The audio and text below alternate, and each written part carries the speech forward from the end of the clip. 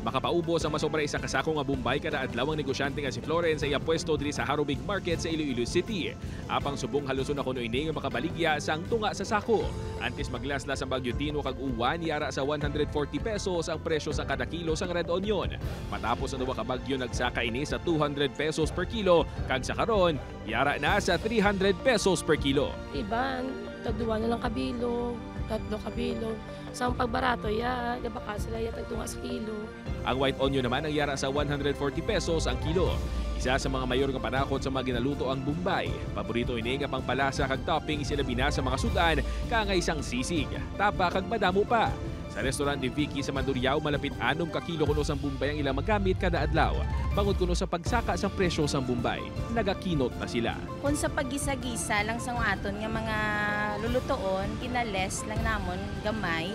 Pero ang mga lulutoon nga daw needed, gid nga like sisig, so kinanglan gid nga magamit isang Bombay, so white onion na lang gid ang ginagamit namon. Bangod sa padayon nga pagtimbuk sang presyo, plano sa Department of Agriculture nga magpatuman sang maximum suggested retail price sa red onion nga 120 pesos per kilo. Ang nakita ko man is 120 pesos per kilo. Kasi kung tungtugahin sa price to go, 300 na sa most of the public market. Ang mga nagsubong ang presyohan ay Sa piyak sang mataas nga presyo sang Bombay sa merkado, ang mga mangunguma kaangay kay Manong Antonio ang wala pa kuno makatanom sang Bombay bangod sa malain nga tiyempo. Mayara man ini sang duda nga kun nga apadayon ang pagtaas ang presyo sang Bombay. So ang akon lang pag-analisar tungod bala sa hoarding bala sang hoarding sang imported nga Bombay.